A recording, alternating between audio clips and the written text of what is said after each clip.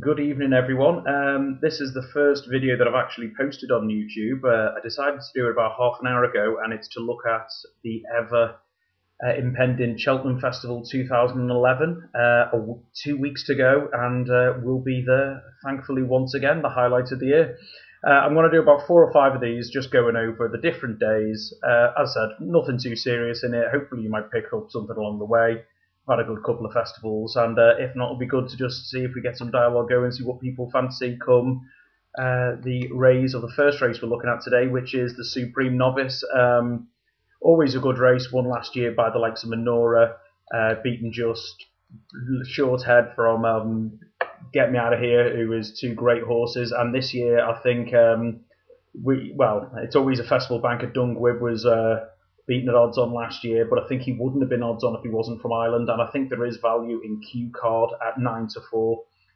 Won the Champion Bumper, which always seems a good breeding ground for it. The likes of, as I said, Dungwib, who went down last year, but still ran well. He won it the year before.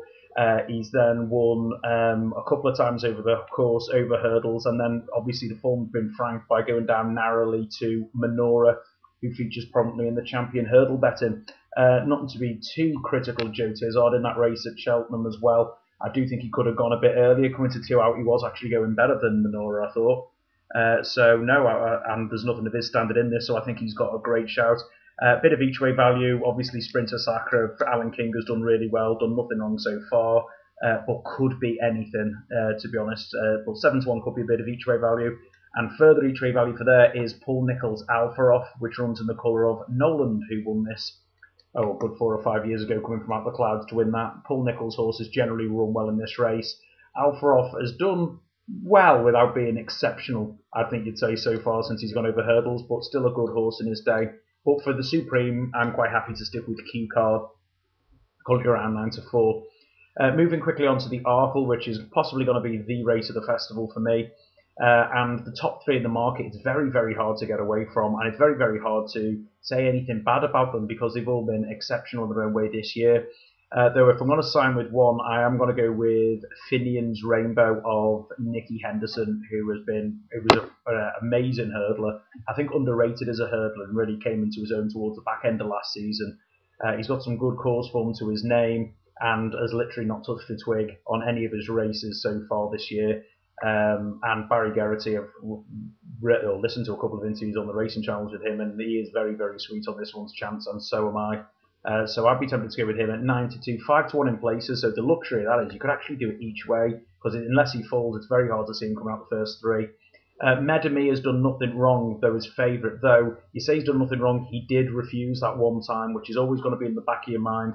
Big occasion, will it get to him?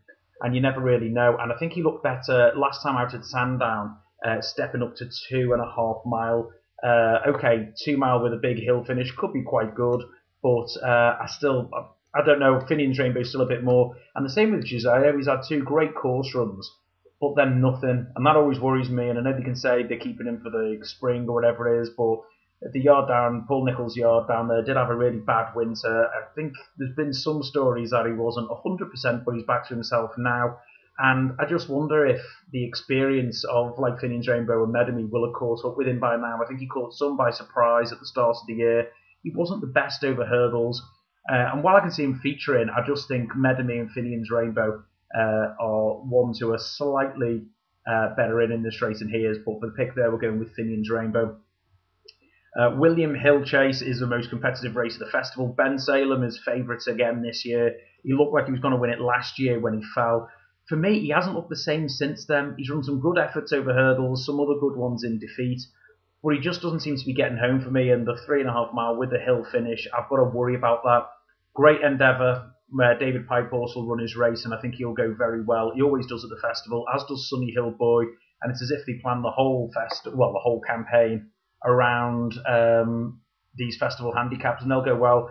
But we're going for a bit of a romance story here, and I'm going to go with Blazing Bailey at 14-1 in places, generally 12s, but you can get 14s. A revelation this year, obviously world hurdle form, course form, and I think he's actually still pretty well in on his best form. I think he's coming back to it, and one of the biggest screams will be if he comes over the last fence in the lead, because he's been a great horse, and he certainly deserves a big handicap chase win, I think, to go with his hurdle form.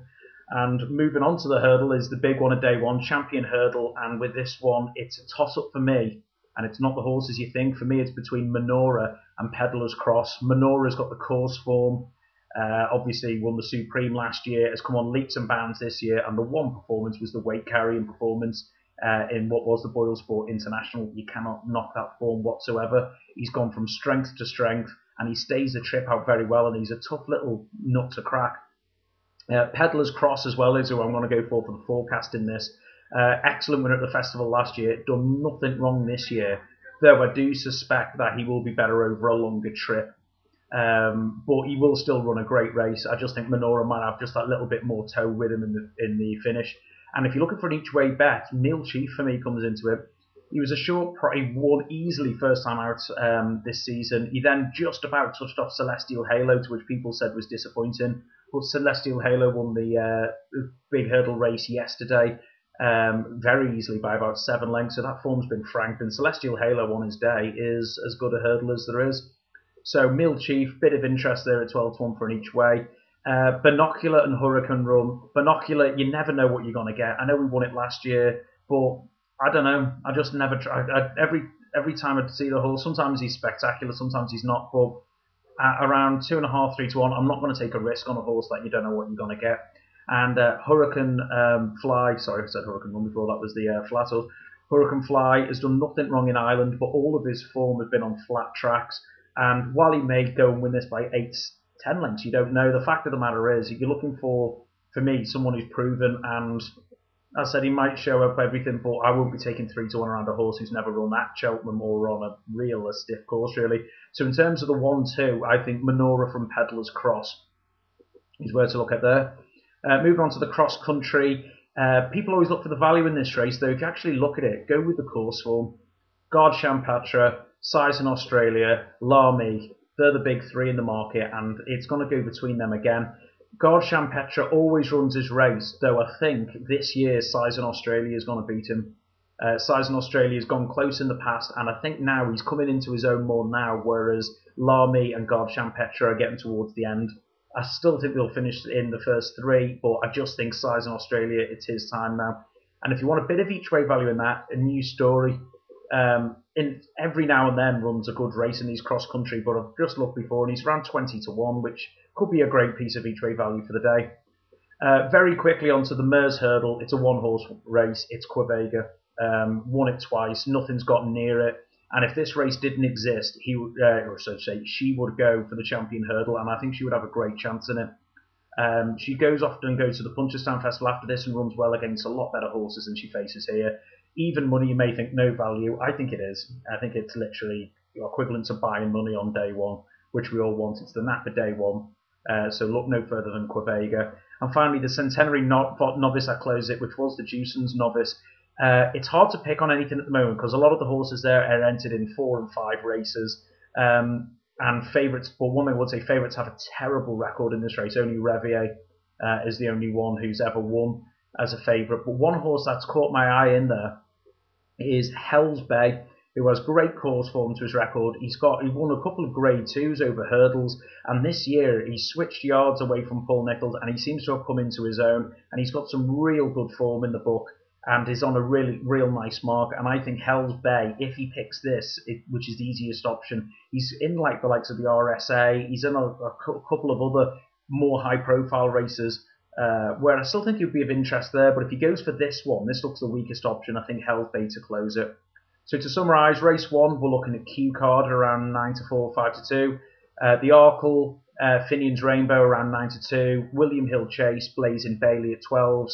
Champion Hurdle, Menora at around 5-1. Cross Country Chase, Size in Australia at around 8s. Mears Hurdle, Quevega at even money, and Centenary Novice. Keep an eye out for Hell's Bay. And if you're going to back it, look for one of the bookmakers offering no run, no bet.